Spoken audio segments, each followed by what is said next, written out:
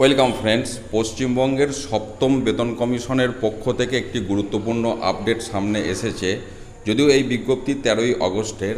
Actually এর আগে আমরা দেখেছিলাম বেতন কমিশন বিভিন্ন ডিপার্টমেন্টের তাদের যে বক্তব্য, তাদের যে প্রপোজাল, সেগুলি জমা দেওয়ার জন্য এটি ওয়েবসাইট লঞ্চ করবে।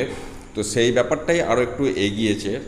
এখানে সমস্ত ডিপার্টমেন্টকে উদ্দেশ্য করে এই বিজ্ঞপ্তি সপ্তম বেতন কমিশনের পক্ষ থেকে দেওয়া হয়েছে।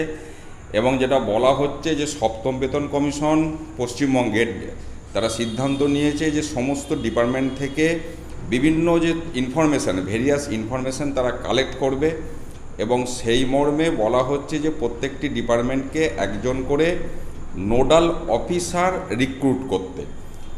সেকেন্ড প্যারাগ্রাফে যেটা বলা হচ্ছে, you are requested to nominate a senior officer of your department as the nodal officer in respect of commission communication with the 7th pay commission.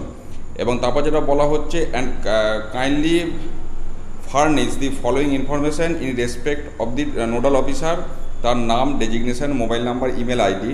এবং ফার্স্ট প্যারাগ্রাফে যেটা লাস্ট লাইনে বলা হচ্ছে যে এই যে কমিউনিকেশানটা হবে এটা থ্রু ওয়েবসাইট, যে ওয়েবসাইটটা সপ্তম বেতন কমিশন খুব শীঘ্রই লঞ্চ করবে। সেই ওয়েবসাইটের মাধ্যমে তাদের যে প্রপোজাল, তাদের যে দাবি দেওয়া, কারণ বিভিন্ন সংগঠন, বিভিন্ন ডিপার্টমেন্টের দাবি দেওয়া বিভিন্ন রকম থাকে, তাদের কর্মীদের যে নেচার, পে রিলেটেড তো বটেই, ছুটি সংক্রান্ত, প্রমোশন, বিভিন্ন ধরনের বিষয় থাকে। তো সেইগুলো বিভিন্ন ডিপার্টমেন্টকে দিতে বলা হচ্ছে থ্রু নোডাল অফিসার এবং থ্রু ওয়েবসাইট। এই বিষয়টা সামনে এসেছে, অর্থাৎ বেতন কমিশন প্রথম পর্যায়ে সমস্ত ডিপার্টমেন্ট থেকে তাদের যে দাবি দেওয়া সেগুলি সংগ্রহ করবে। তারপর তারা সেগুলিকে নিয়ে পর্যালোচনা করে তারা রিপোর্ট তৈরি করবে। তারপর সেই তথ্য সামনে আসবে, আমরা সেটা জানতে পারবো। তারপর রোপা তৈরি হবে।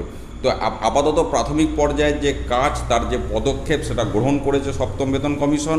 আমি এই তথ্য আপনাদের সাথে শেয়ার করলাম। ভালো থাকুন, সুস্থ থাকুন, ধন্যবাদ।